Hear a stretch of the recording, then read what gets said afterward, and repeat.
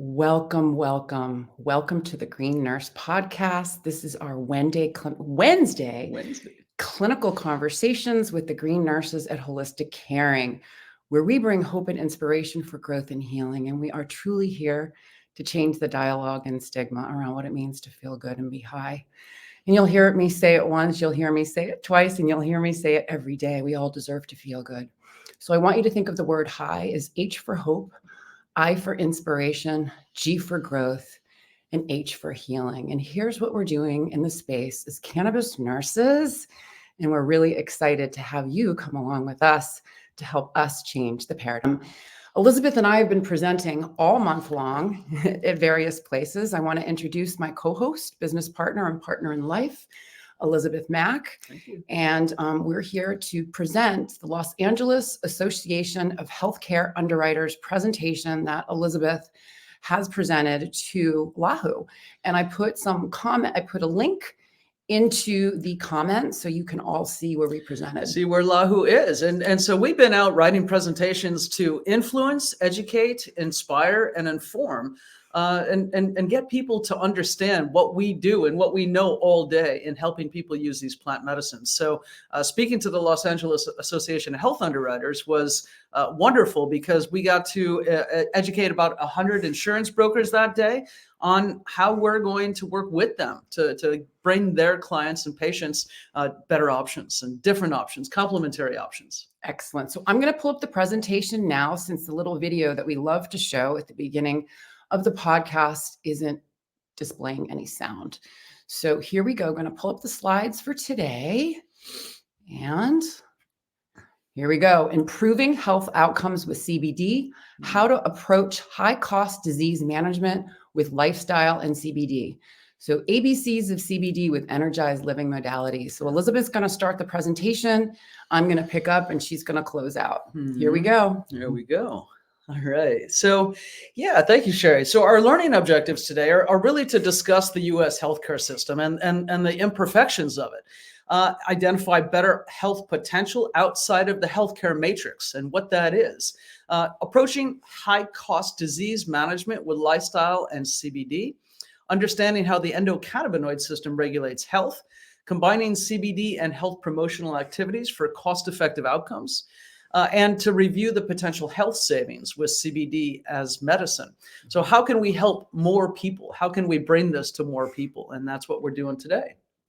Absolutely. So to start with, we like to talk, nurses always do an assessment, right? How are we doing in global healthcare measurements? How are we feeling as a country? Well, one of the first questions are we getting what we pay for, right? The U.S., our United States, is spending the most on healthcare and having the worst on outcomes for developed countries. So if you think about the 50 top countries in this world, how much they're spending and what they're getting. So next slide, we'll talk about a little bit of what we get. The U.S., as you can see, top line here, we are spending more than any other developed nation on earth, about $13,000 per member per year, per United States citizen, in fact. And that is going to employer premiums to pay for our healthcare coverage, as well as direct care costs. And when you average that out for a lot of people, it comes to about $4.5 trillion that we're spending. If you look at the right, you see the graph. We are placing last in outcomes on infant mortality, folks living with chronic disease, and lifestyle, life expectancy. So we are dying faster. We're not making it. And those of us that are living are spending more and more years with poor health. So what does that look like?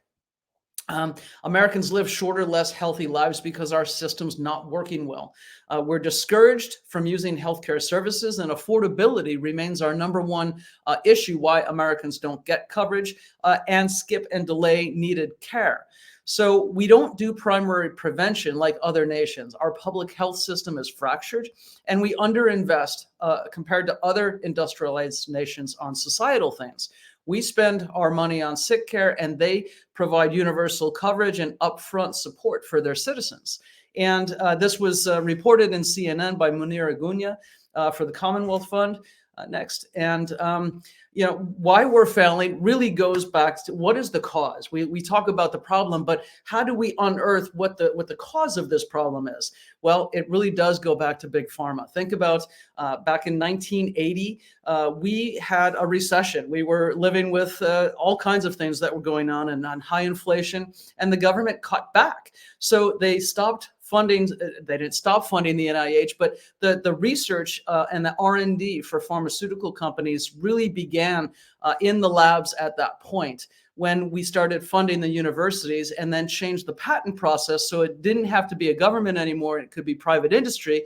And now that's how we got the big pharma influence with all of the R&D at the universities. And so now we've got 96% of all of our biomed research being done to increase novelty, speed, and profits for drug companies, as opposed to improving population health, which is only getting about 4% of our R&D efforts. And then the clinical trials data is now owned by big pharma, and they pull out the marketing data that they want. They extract the studies that showed that it wasn't working all that well, and we're getting these medicines that are approved that shouldn't necessarily be approved. And to prove that point, Trulicity is a type 2 diabetes drug, and it can lower blood sugars, but they also said that it can help reduce weight. And then they figured out that it might be able to reduce heart attacks and cardiovascular illness. And the number needed to treat was an astounding 327 patients needed to take this drug at 3 years, for 3 years, at a cost of $2.7 million to taxpayers to fund this research to prevent one non-fatal heart attack.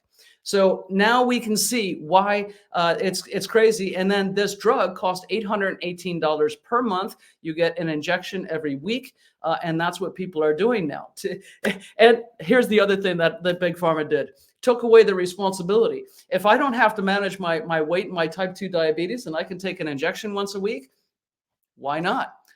Keep going. Because the secret to great health is escaping the matrix, right? What is the healthcare matrix? Think about our conventional care system, the cradle of the hospitals, the medical groups, all of the imaging, diagnostics, pills, and procedures, right? And the suffering that we endure. By the way, this is a McKinsey study. You can go online.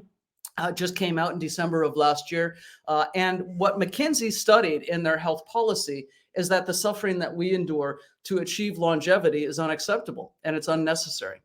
Then our mental, social, and spiritual health are as important as our physical health, and all three are deeply interconnected. Health is mostly about our ability to function, not just absence of disease or death. And health exists on a spectrum. So optimal health needs to be defined, measured, and chosen. And we have agency to choose that. And finally, most drivers of health sit outside the conventional care systems and are modifiable. So what does that mean? Well, when we look at the sorry status of global health, 2/3 of us have cognitive impairment by the age of 70. 69% will spend 3 years in long-term care settings.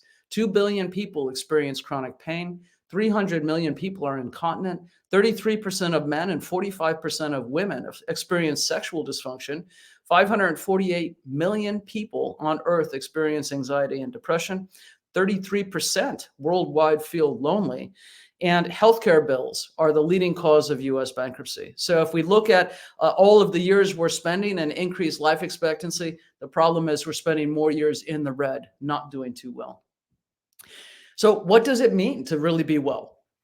Health is about these things. So continuing on the McKinsey health policy study, the physical, the mental, the social, and the spiritual all deeply interconnected. And this is what's working. So our vitality, our energy, our concentration, our cognitive abilities, our relationships, and how we show up in this world, and our spiritual sense of purpose and what we're clinging to and striving to be better people connected with God and each other. So next, what matters is lifestyle, right? So if most drivers of health sit outside the conventional care systems and are modifiable by us, how do we better value our health? That's the question for all of us. It's not about our seatbelts, vaccines, prescription costs, and cancer screenings. It's about what we put into our bodies, what we expose our minds to, how we spend our time, how we move, and our beliefs. So everything we do or don't do affects our physical, our mental, our spiritual, and our relational health. And when we take responsibility for this, now we have agency. It's not easy to take responsibility because then you have to do something. But once you have that, now you can do something, and we are all capable of change. So breaking resistance to self-care strategies is really where we have to start. Why do people not take better care of themselves? We think self-care is selfish, or that strong people don't need it. We think we haven't earned it, or we don't have time for it. An external locus of control. We don't see ourselves as charged. Somebody else is going to take care of this for me. And discipline and abstaining are needed. We just want to feel good now. It's that take a pill and forget it. No, you have to do something to take care of yourself. So here's what we do about it. We acknowledge that these thoughts are in our mind, but realize they're conditioned thoughts. Somebody taught us. And going back to that chosen health, we can become the gatekeeper for a precious child. So imagine you have a beautiful child you're taking care of. You want to keep in the good friends, nutritional food, peaceful sleep, healthy activities, enriching learning, appropriate challenge, love and support. You keep out the manipulative people, drugs, alcohol, tobacco, and mindless TV. Now realize that you are that precious child and you are in control of your best self. And when we feel that, now we can start to share it. We live it, we embody it, we take care of ourselves, and then we start to train others. So I spent 20 years at insurance companies and did a lot in workplace wellness as the sales manager for Anthem Blue Cross for the County of San Diego. And we talked about workplace wellness programs all the time. So when we roll this out in an employer, we have lifestyle assistance, which gets about 87% of the enrollment, and then disease management, that gets about 13%. Well, it turns out that the disease management section maintains about 87% of the healthcare cost savings, generating about 136 per member per month in savings, along with 30% fewer admissions. So disease management makes a big difference.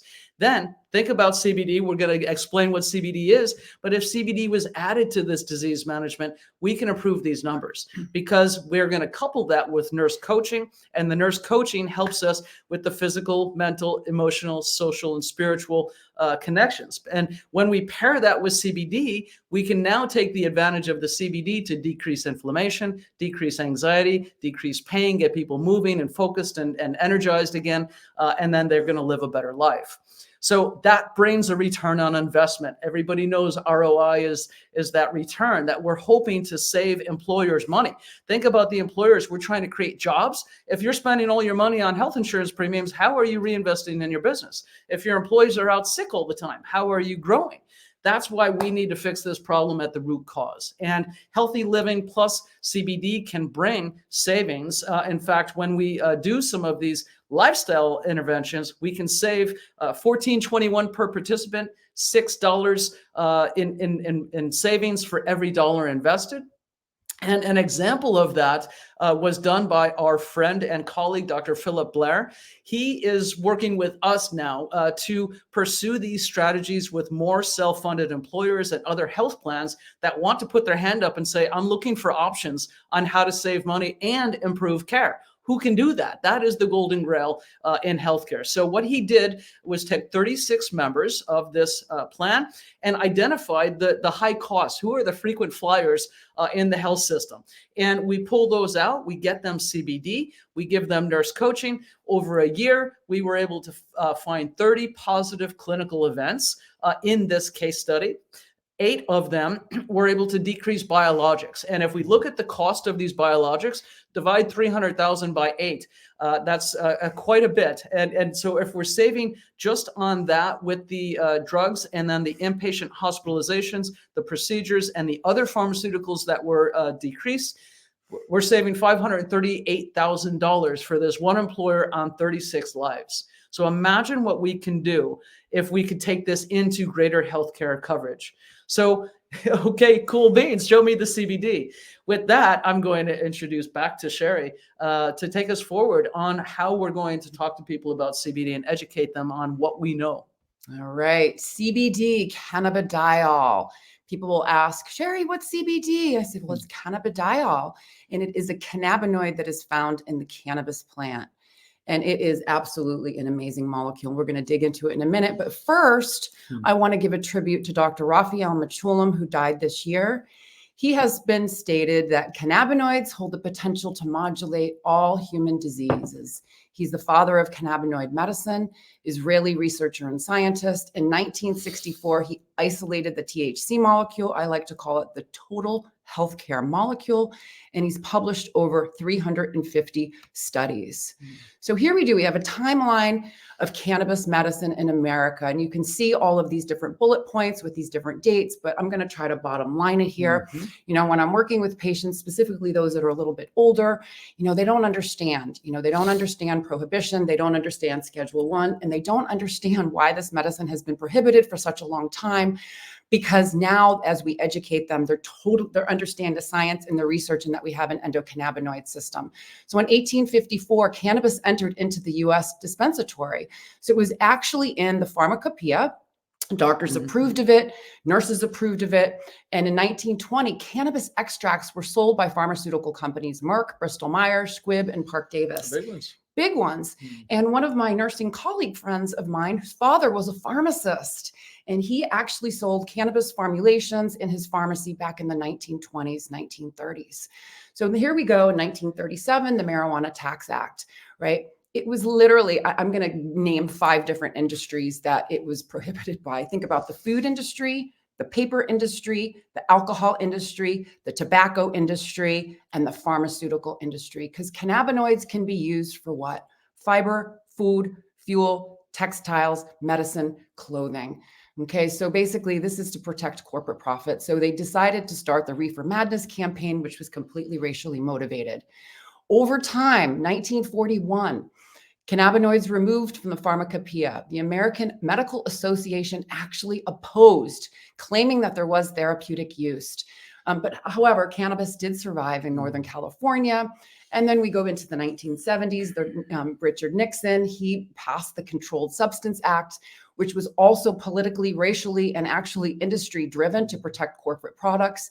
And they put cannabis in the classification of Schedule 1, along with heroin, LSD, PCP, and Schedule 1. No medical benefits and highly addictive and abusive, which we all know isn't true.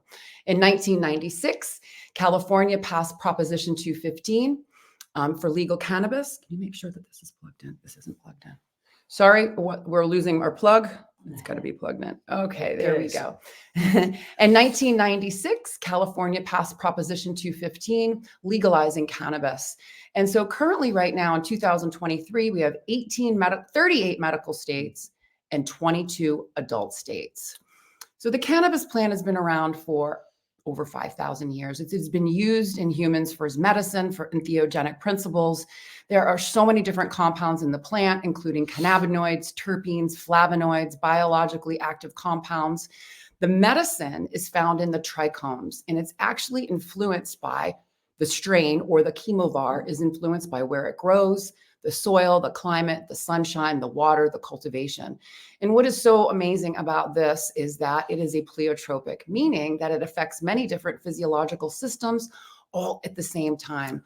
So phytocannabinoids activate the endocannabinoid system, and they mimic the endocannabinoids that we make. And this is why we're going to get into CBD. So a little bit more of the endocannabinoid system, just so it kind of makes some sense. So when we're teaching patients and even clinicians, we want them to understand that the endocannabinoid system is the conductor. It is the master regulatory system of the body. It regulates all 11 organ systems, our immune system, and all the neurotransmitter signaling systems. And I know you've all heard of dopamine signaling, serotonin signaling, opioid signaling. And so it acts like a switchboard or a feedback loop, correcting cell signaling to restore balance. So I want you to imagine the umbrella as your body, because the spokes of the umbrella show the interconnectedness of all of the systems. And you think of the neurotransmitter messaging signaling systems, they give messages to the different areas of your body to either do something or stop doing something. So the endocannabinoid system reacts to stress or changes, triggering a release of endocannabinoids that we make, and it turns up and down cell signaling between the cells to provide what? Homeostasis or balance among all body systems. So it's a conductor regulating both the fight or flight response as well as the relaxation response. And the body functions optimally when it is in the relaxation response. Then we teach a little bit more about the endocannabinoid dome, which is the larger environment that interacts with the endocannabinoid system. And so when we're looking at this dome, it really looks at all of the different components of mind, body health, of total healthcare, THC. So we look at food and nutrition and supplements. We look at the microbiome, we look at the lipid dome, and we look at mind-body techniques, as well as cannabis constituents and cannabinoids as to what we put into our body. All right. And this is just another example as well, which I really love. Vincent DiMarzo said, eat, sleep, relax, forget, protect. So healthy endocannabinoid system is healthy endocannabinoid tone. A diseased endocannabinoid system or endocannabinoid deficiency means that we're predispositioned to disease. So I want you to look at this cool little slide here. So normal neurotransmitters flow one way. They go from the presynaptic neuron to the postsynaptic neuron. One-way signaling. Well, the endocannabinoid system, being the largest neuroregulatory system in our body, communicates two ways. So basically, it goes from postsynaptic neuron to the presynaptic neuron. So it means that our body, our smart body, activates the endocannabinoid system. We release these endocannabinoids to go and nudge this cell, to plug in, to nudge, to give a message, to do something or not do something. Very, very interesting. Two-way communication street. And then this here just goes to show all of the different systems. Again, if you go back to the umbrella concept, you can see how the endocannabinoid system and the body systems all play a role together. So it's responsible for motivation and reward. And so what is that? The dopamine, right? Thermoregulation, trip receptors, stress response, cortisol, metabolism, appetite, mood, pain, energy, sensation, inflammation, muscle control, and intraocular pressure. So you can see, if you go back to the little umbrella here, right, the interconnectedness of all of our systems. So what happens is when the body is triggered, right, what happens is the endocannabinoid system switches on, releases these endocannabinoids that we make, showers on our umbrella to give messages to tell our body to do something. So what happens, right? So here we go. Feedback, right? Feedback loop.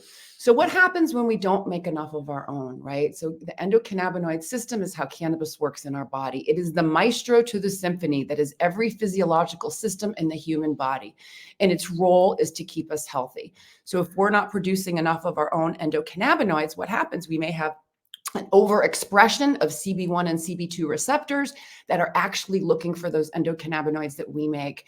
And so you can see all of these different diseases and conditions that exist down here that have been researched and substantiated to be an endocannabinoid deficiency.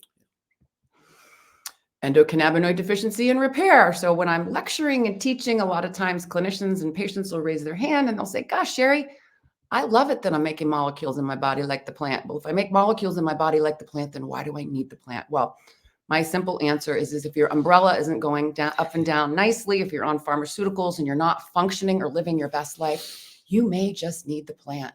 So causes of an endocannabinoid deficiency are age.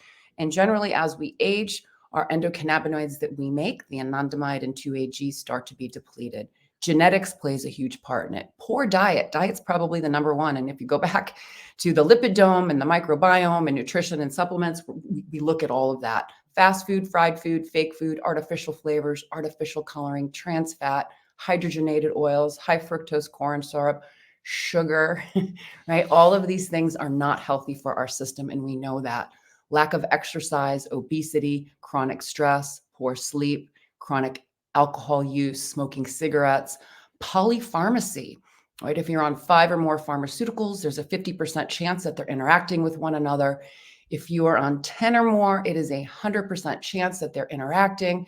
And the most important thing to understand about polypharmacy is drug muggers, right? Where certain pharmaceuticals actually steal nutrients from your body, or you don't absorb them, or you don't know how to utilize them in a proper way. So it's very, very important for people to supplement if you're taking pharmaceuticals, to look up and to know. And there's a book called Drug Muggers that I encourage. Diminish social interactions, lack of touch and laughter. So you can see there is a whole host of reasons why our endocannabinoid system may not be functioning optimally. So how do we support it? Well, you look at the other side of the map, right? Food is medicine, whole foods, adaptogens, supplements, herbs, Regular exercise. Motion is the lotion. When you exercise, you release these endocannabinoids. Meditation and breath work. Meditation has been shown to increase our endocannabinoids, anandamide, by 168%. That's huge. Mind-body medicine, massage, therapeutic touch, energy work, acupuncture, chiropractic care, limiting alcohol, restorative sleep, social connections, laughter and play. And you can see at the very end, I have cannabis and hemp. So, a lot of times when we're talking about cannabis as medicine, cannabinoid therapeutics is much more than just cannabis because of that endocannabinoid dome and how the system works. But oftentimes when patients come to us, they have exhausted this list. Many patients are doing the best they can with what they have, and they've tried all of these, and they'll say, God, it doesn't work. None of this works for me. So once we introduce and supplement with cannabinoids, all of these different things start to work a little bit better, and people start to see the results that they're looking for. Here we go. This was a big shoe drop for me. When I first started studying cannabis as medicine, when I heard that we made a molecule in our body like THC, I was kind of floored. I was like, no, really? Well, anyways, THC mimics the anandamide molecule that we make. And you can see here in the diagram that the molecular shape is very similar. It plugs in to the nerve cell and gives a message. So the plant makes THC, we make anandamide. The molecular structure is very similar. The difference is one comes from a plant and one we make. So cannabinoids are molecules that interact with the endocannabinoid system. Endocannabinoids we make, the anandamide and the 2-AG. Phytocannabinoids the plant makes. That's the CBD, the THC, and all of the other minor cannabinoids. And then the synthetic cannabinoids the pharmaceutical companies make. So in 1964, Raphael Mechoulam isolated THC and CBD, the phytocannabinoids. And then as they were continuing to do their research, they were like, how is this working in the body? Why is it working on so many different systems? So in 1988, they did a study. They injected synthetic THC into someone's body, and they did radiographic imaging, and they saw that we lit up like a Christmas tree because we have CB1 and CB2 receptors on all of the cell surfaces of all of our organ systems, right? We have more CB1 and CB2 receptors in our body than any other receptor. And what that does, again, is to provide the correct signaling between the cells. So when I've spoken about this in the last slide, so endocannabinoid receptors, CB1 and CB2, are upregulated in sick cells, meaning that they produce more. Our body produces more, actually seeking that anandamide and the 2-AG to restore cell signaling and balance. 1992, that is when they discovered the endocannabinoids that we make. So the difference is between anandamide and anandamide and the THC molecule that is really important that I like people to understand is the anandamide molecule is 1/10 the strength of the THC molecule. The THC molecule is very, very strong.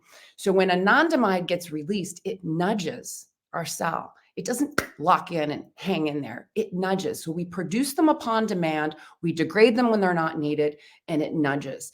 THC is much stronger. So this is when we educate with patients, you don't need a lot of THC to start. We want to wake up the system, and we'll talk about this in the next couple slides. So there's over 140 phytocannabinoids. Only few are available. They all activate the body's self-healing abilities over time. THC binds directly to the CB1 and CB2 receptors. Large doses may cause euphoria. We definitely teach microdosing because we want people to feel good. The goal of taking cannabis as medicine is to take the least amount to get the most functioning below the threshold of being impaired. CBD, we're going to get more into CBD, works on over 70 receptors in the body. It inhibits the Fa enzyme. Remember how I said we create endocannabinoids and we degrade them? So if you're taking CBD, what it can do is inhibit the enzyme that breaks down your own anandamide molecule, keeping that molecule circulating in your body a little bit longer, keeping your own anandamide plugging in or nudging those different cells for cell signaling correction. Also acts as an antioxidant protecting cells and also a neuroprotectant. Then you have all of the other minor cannabinoids, THCA, CBGA, CBDA, which are the acidics found in the raw plant, CBG, CBN, THCV, Delta 8, THC.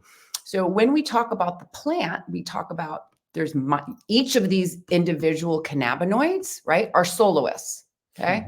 Just imagine we got the violin as CBC, the drums as CBD, CBDA might be the flute, right? So all of these play an important role in our body, but if you imagine you put them all together, here you have the orchestra where you harmonize and synergize, and that is what we call the entourage effect.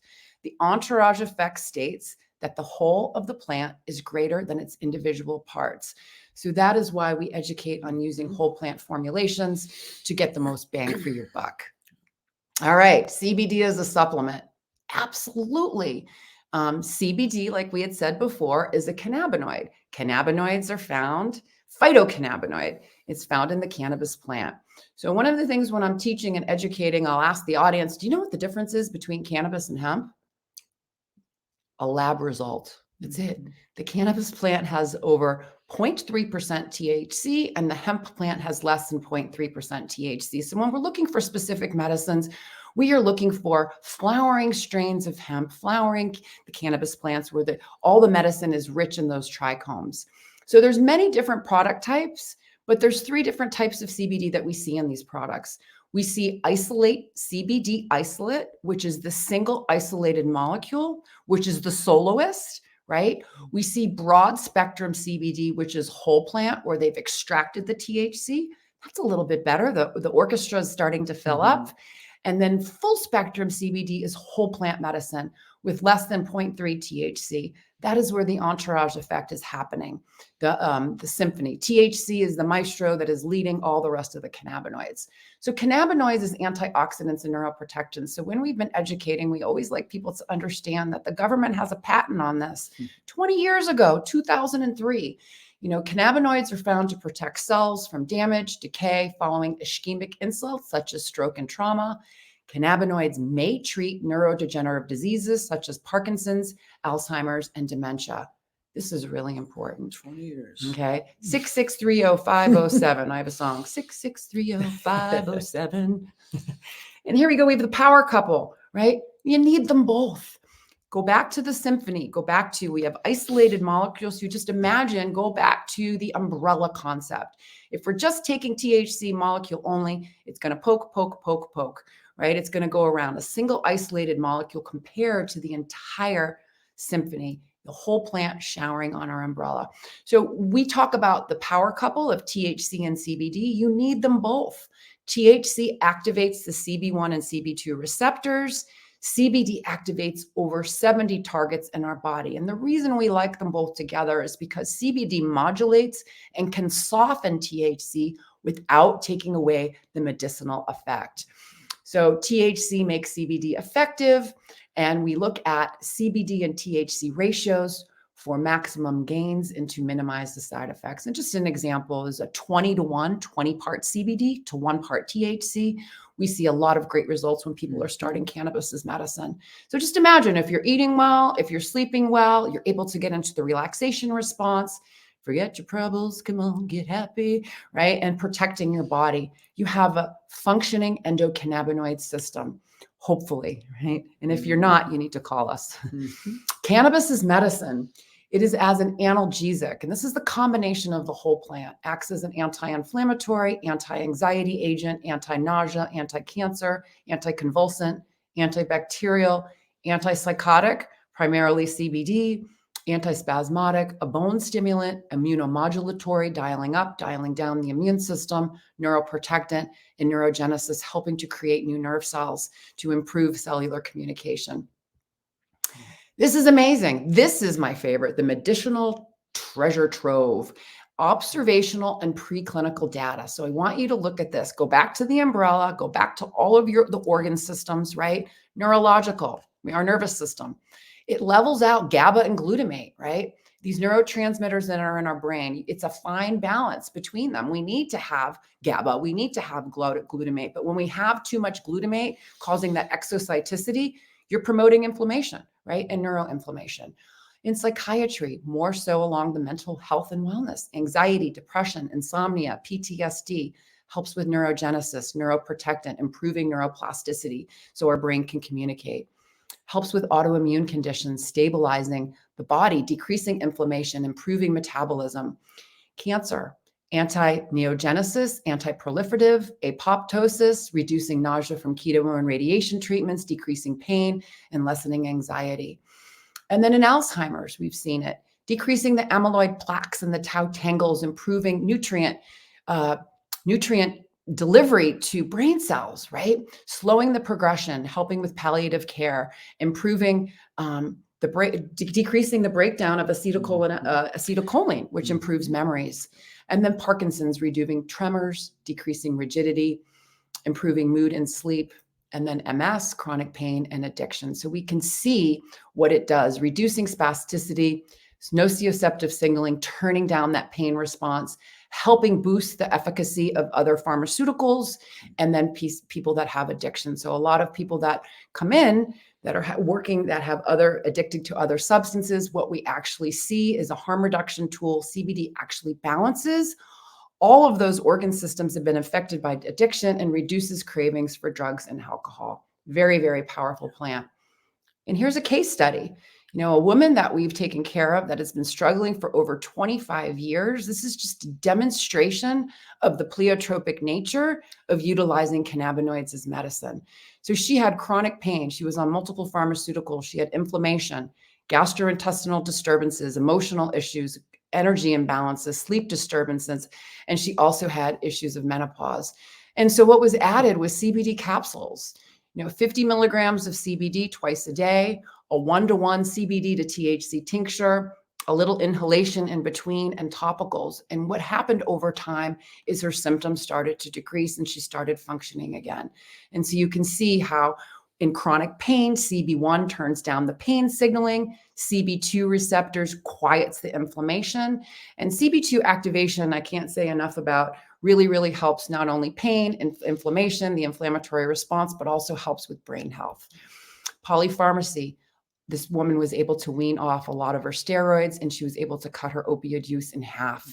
And then the inflammation, adding these other minor cannabinoids actually helped all act as anti-inflammatory.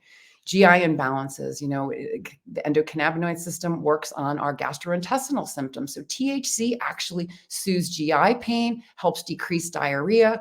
CBD and CBG can calm the gut, may help repair lesions. And CBDA lessens anxiety and calms the microbiome. Emotional issues. So CBD activates the 5-HT as an anti-anxiety and an antidepressant. CBD actually works on the hippocampus for neurogenesis to help improve memories. And then energy imbalance. We can see that's combination of CBG, CBD, and specific terpenes such as alpha-pinene and humulene can promote some energy. And sleep disturbances. So a combination of THC, CBD, and CBN together may be sedating and may help in a restful slumber. Menopause, 36 symptoms of menopause. I think she had them all. And literally, it softened her menopause systems, reducing hot flashes and improving sexual dysfunction. So this is huge. And we see patients with this all the time. So when you're looking at chronic illness, it's just not one body part, it's multiple. Chronic illness affects mind, body, and spirit. And when you think of all the organ systems that we have, it affects them all. So what do we need to do? We need to change the narrative. We need to help people get educated. It's really about educating and empowering patients to do what's best for them. And when we talk about recreational or medicinal, cannabis, once it enters into your body, always acts as medicine, right? So when we're talking about recreation or medicinal, there is no judgment, right? Everyone deserves to feel good, but it's really about the use and the misuse of cannabis. Are you using it appropriately? Is it improving your quality of life or is it not? So it's really important to look at that. And we teach people how to have agency, when they're using the different types of cannabinoids and how they choose to treat their symptoms. And so medical patients learn about the basics of the endocannabinoid system. We teach on CBD, THC, the minor cannabinoids, terpenes, starting points, dosing ranges, and various modes of use, timing, interactions, tracking, expectations. It's not going to work overnight, although I've seen miracles with some patients. And, patients that have less pain, less stress, more joy, more rest, life becomes more manageable. Mhm. So what we do a lot is we take a harm reduction approach. So when patients are on a lot of pharmaceuticals, CBD may help reduce those pharmaceuticals, especially for pain, anxiety, and sleep. And basically, we can avoid the short-term and long-term consequences of those heavier drugs, such as liver damage, kidney damage, heart issues, brain dysfunction, and GI disturbances. And so cannabinoids don't appear to have any harmful long-term consequences. On the contrary, we see most people enter into the thrive zone. So what we're looking at is we need to look at risks versus benefits, CBD versus prescriptions. What are the side effects? What are the safety? What is the efficacy? And what is the cost? So we literally do some hand holding when we're working with patients to guide them to choose what is best for them. Okay, this is a busy slide, but it's important because literally there are so many different products out on the market, and we're seeing more and more being produced every day. But literally, topicals are a great introduction to cannabis. There's a local application to the affected area, no systemic effect, meaning it cannot get into your bloodstream. And so we see a variety of different topicals, balms, creams, salves on the market that patients can apply. Generally, patients will apply it once or twice a day to that particular area. It's a great start. And then certain patients may want to try transdermal patches. So transdermal actually means that it does get into the bloodstream. And so we've seen a lot of patients that try these and do really well with them. It's for longer duration with ongoing basal dosing. Remember the endocannabinoid system, we want to microdose to supplement, to mimic what our body is doing. So really, really important, and patches can provide that. Tinctures, right? You can see all these different tinctures here.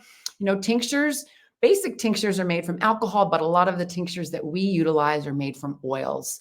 And so they actually extract the cannabinoids, put it into an oil, and there's many different types of formulations. So generally for patients, when we're starting, we like to educate them on using a full spectrum CBD for the daytime to get started, maybe a THC dominant for the nighttime, and adding some of those various cannabinoids in various formulations and ratios to boost what they're doing.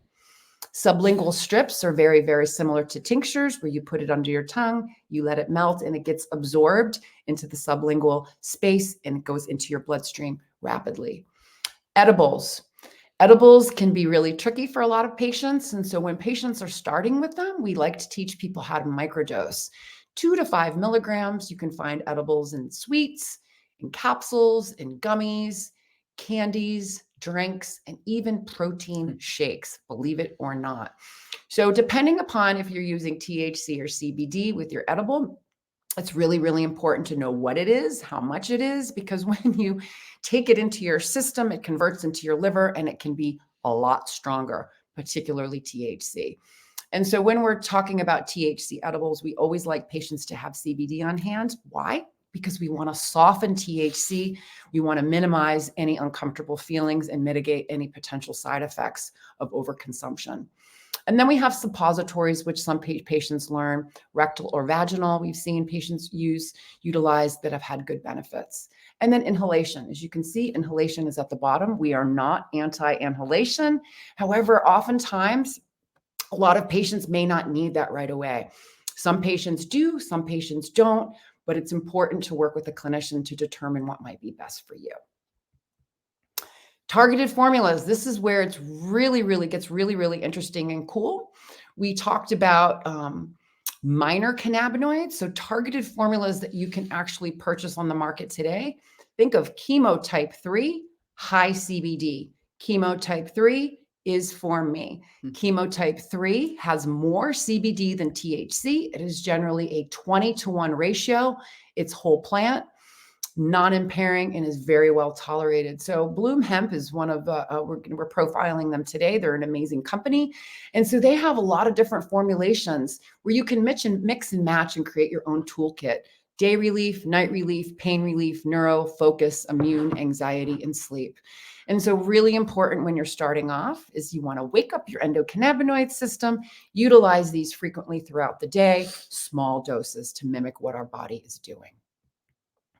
Side effects. I wouldn't be a good nurse if I didn't talk about potential side effects. But I'm going to start off with disclosure is whole plant formulations, microdosing, taking small doses throughout the day, and working with a cannabis clinician may help decrease side effects. So all of these side effects are dose dependent, and cannabinoids have a biphasic nature. And what I mean by that is low doses of THC may relieve nausea. High doses of THC may make someone throw up. Low doses of THC can manage anxiety. High doses of THC can make someone paranoid. So it's really, really important. And we generally do not see very many side effects when we're using a total amount of CBD of 100 milligrams or less a day and THC 20 milligrams or less a day for the in divided doses. So one of the things when I'm talking about side effects versus the effect is certain patients, the side effect may actually be the effect that they're looking for. For example, the patient that has ALS wants the dry mouth. The patient that has glaucoma welcomes the red eyes because the red eyes demonstrate that the vessels in the eyeball are dilating to allow more oxygen-rich blood, also to decrease the pressure in the eye. Nausea, cachexia, the patients welcome the munchies and the increased appetite. And those patients that have been traumatized, that have issues with hypervigilance, difficulty sleeping, they welcome the drowsiness, the sleepiness, and the forgetfulness. And then the depressed patients, euphoria, excessive smiling, right? We all deserve to feel good. There's nothing wrong with feeling good.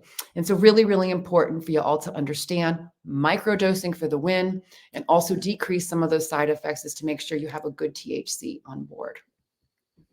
Safety and dosing, right? I'm going to say it again. You want to take the lowest possible dose to get the therapeutic response below the threshold of impairment, right? The Goldilocks dosing, the sweet spot is what we're looking for. Start low and go slow. Microdosing to mimic endocannabinoid signaling. So a lot of times with patients, we'll do breakfast, lunch, dinner, and bedtime, and as needed.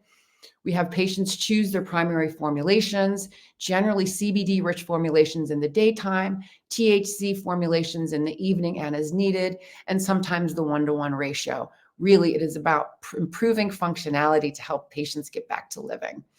Stacking products, right, is more cost-effective and keeps the tolerance low. So this is combining a lot of different products. So oftentimes patients will do a topical tincture in a capsule or a topical tincture in a gummy. And the reason why is because these different methods of administration get into the body a different way and do something different. But when you put them all together, think entourage effect. And then a lot of times, people will ask us about safety with other pharmaceuticals. So many drugs, or majority of drugs, are metabolized through our liver, through the CYP450 enzyme. And so any drug that interacts with grapefruit, we like people to be cautious of, and we have people dose 1 hour, 1 to 2 hours after taking their medication. Right? You take your pharmaceutical, you wait, and then you take your cannabinoid, your CBD. Because we want to improve the efficacy of the pharmaceutical. So hopefully over time, patients can decrease their doses. The only thing I do recommend with other pharmaceuticals is some of the opioids. We've seen patients that have taken CBD with a particular, Percocet or Oxy, and they're actually able to keep their doses low. The other thing that's really important is to journal and track your results. Really important. Patients will call us up and they'll say, Sherry, this isn't working anymore. And I'm like, what do you mean it's not working? It works.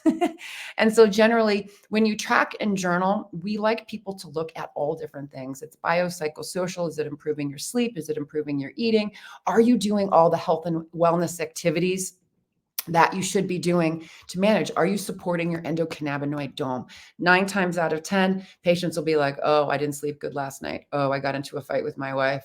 Oh, yeah, I drank too much last weekend. So you can see, people start to feel good and some of their health and wellness activities can go by the wayside. And so journal and talk to your provider. And oftentimes we, as clinicians, will talk to your provider. Shopping for safe CBD, Green Nurse approved, right? We do have on our website, Green Nurse approved marketplace.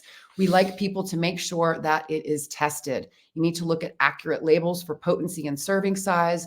We want to look at purity, potency, contaminants, residual solvents, and accuracy. And if you need help, we have the nurse line that you can call, and we can help you to learn about what CBD products might be best for you. And when we're talking about healing, right? Cannabinoid therapeutics is much more than just cannabis. The essence of nursing is human caring for the entire human experience, and everything is interconnected: mind, body, and spirit. Clinical healthcare takeaways before I pass this over to Elizabeth. We are hardwired to respond to cannabis supplements to nurture a weakened endocannabinoid system back to health. As we said, cannabinoids act as a pleiotropic, working on multiple different systems at the same time. Chronic illness is costly and poorly managed, and patients need our help. Cannabis is safe. No one has ever died. And there are so many different flexible options that patients can utilize. And it shifts healthcare from sick care to pursuing health and well-being. And so CBD and cannabis may help save millions of lives and millions of dollars. Billions. Back to you. Thank you. So yeah, that was a great recap of CBD and how this works as a pleiotropic powerhouse in our body, mind, spirit, social, all of this, right? And cannabinoids have such a great option for so many people, and they're natural, right? So let's talk about some of the dollars and cents and how much these might cost. We talked about the tinctures, edibles, vapes, and salves and topicals. And these are all of the different routes of administration that have different pharmacokinetics, different plays. And we talked about stacking them. And how do you put that together so you can use short acting and long acting, right? So inhalation for that immediacy when we need a pain reduction, and then the capsules, the tinctures, the edibles for long-term dosing. So when we put them together, I always tell patients a budget about $150 a month to start. We can get you good on some good CBD formulations, fold in THC as needed, and put together a treatment plan that works for you. So this is an exciting thing. Many people don't know that CBD is an actual pharmaceutical, because it really is. This is Epidiolex. Epidiolex was approved in 2018 for Dravet syndrome, those refractory seizure conditions where some of those poor kids are having 300 seizures a day. CBD is able to almost eliminate that and give these people back the quality of their life. Unfortunately, it's expensive. It's about $3,000 a month. And many families can't afford that. So when we think about the compare and contrast of pharmaceutical versus going to a dispensary in some of the online hemp markets where we can get very good quality CBD, full spectrum CBD, we can compare and contrast that with Epidiolex and see if we can do something for a little more cost-effective option. Sometimes when people ask me about the costs of cannabis, we're like, is it going to cost me more or less than my pharmaceuticals? Sometimes when people are on very inexpensive treatment plans, it can cost a little bit more. Sometimes it's a little bit less. But we really do need to do that dollars and cents, and then really quality of life and symptom reduction. Are those pharmaceuticals really working for you? And are you getting value for what you're spending? And is there a better way? And how do we do that? So as I mentioned, I spent 20 years in insurance plans, and I do have a dream that one day we're going to go back and we're going to build in the actuarial tables coverage for patients to be able to get this, because we know that access, we got 70% of Americans now with access to medical cannabis products, but affordability is a big issue. Some of them can't spend this extra out of pocket. And if we have insurance reimbursements, we can make this more affordable for more people. And the good thing is, once people do take this path, they see that they can reduce some of their pharmaceuticals. Some of the first ones, ADD, autism, migraines, nausea, vomiting, bipolar, fatigue, and pain. Pain is the number one condition where people are eliminating pharmaceuticals and NSAIDs, getting out of all the trouble with the hypertension, stomach bleeding, and those sorts of things. I know I took myself from 2,400 milligrams of Motrin a day to about 200 every couple of days. So that's a huge difference for my body, for my wallet, and we want to help other people do the same. And we can save money. So we talk about saving millions of lives and billions of dollars. Medicare and Medicaid across the board, every time we have a new medical cannabis state come online, they're saving money. And we're getting better value for our dollars, right? And again, we have a voice on how we want to spend our money, how we want to treat our health, and how we can go to that biopsychosocial, spiritual health care where we're not just managing a disease and that sort of thing. So what we do at Holistic Caring Green Nurse is to take people from the pharmaceuticals to the cannabinoids, and this is something very exciting that I want to work on with Dr. Phil, to really take people into this on a systems level and start to make a therapeutic change. But it's going to take a village. So with that, we'd like to tee up some of our programs. We have online app-based programs where we can train healthcare professionals to become a cannabis health coach, where they learn all of the therapeutic modalities of these plant compounds and how to put that into clinical care, as well as the cannabis industry professionals and helping people get new jobs. And then on the patient side, we have all of these beautiful paths of wellness for cancer, mental health, autism. And what we do in these programs is we break it down. So we give you about a 60-minute recorded lecture about that condition. So teaching you about cancer. How does conventional care treat cancer? What are the shortfalls and limitations of those side effects? And how can we bridge the gap with cannabinoids, bringing people more natural options that's going to reduce symptoms, improve quality of life? We give you the guidebooks, the references, so that you can study what we studied, take these to your doctor, have those conversations, and let us know how we can help you live a better life. And we can't do this on our own, so we need to share it, right? We need a sales team. So if you are inspired by what we've shared today, go to our website and let us know that you'd like to work with us. We're changing our affiliate system right now, so we're going to have a new one next week. But the point is, join our newsletter, stay in touch with us, and help us share this because we do have incentives for you. And it's never too late. The Bredesen protocol is proving the point. This beautiful physician, Dale Bredesen, is taking people that are early Alzheimer's and reversing that with metabolic approaches, diet, cognition studies, etc. And we want to add CBD. Imagine if we can take CBD into older adults and assisted living facilities, etc., and giving all kinds of people a better day and way of life. So an invitation to brokers and health plans. I like to close with this because people don't know that 1 out of 4 adults in America is struggling with chronic pain. And a lot of those are already stuck on some form of pain medications and opiates. 100,000 people died last year of drug overdoses. That's 272 a day, 11 per hour, just in when we were sitting here talking. That's 100,000 too many in my book. We can introduce CBD to the self-funded employer groups, do a demonstration project to save dollars and improve care. Disease management programs. Let's manage those high-cost members together. Share it with senior clients. Seniors have the most to gain, and they need less pharmaceuticals to give them better quality of life and less delirium and side effects from those drugs. And then the 40-plus clients, think about those seniors' kids that are just starting to get medicines for cholesterol and blood pressure and blood sugar. Don't do it. Talk to us. Let's get you some healthy lifestyle living and fold in. Let's escape the healthcare matrix of conventional care and try CBD yourself. Learn how this works. Become an evangelist with us and help us spread the news, because we can change the paradigm of healthcare.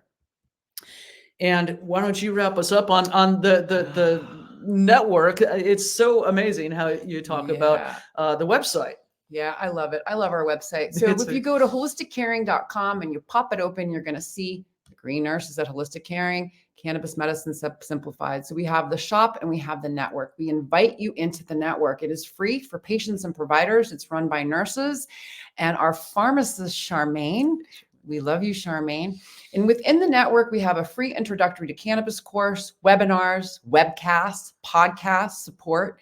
And this is where we're doing our clinical training for nurses, because we are creating jobs for nurses, and we're very, very excited about that. The other thing we have, if you go to the website, there'll be a little pop-up that says sign up for our newsletter. You will get a 7-page free medical cannabis guide that Elizabeth and I have created. It's absolutely amazing. Beautiful infographics. Yeah, really good. And then the shop, like we had said, this is where you can get the patient and professional online educational programs. We do mentoring for clinicians, doctors, nurses, allied health professionals.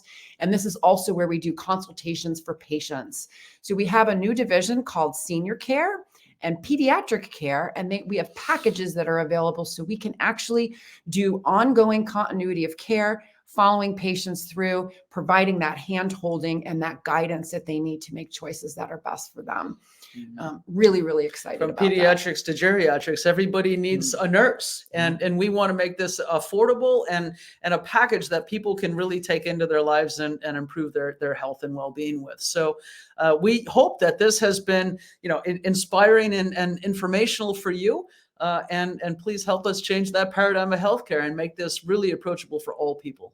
And remember, everyone, what it's all about. It is truly about living your best life and helping others do the same. See you next time.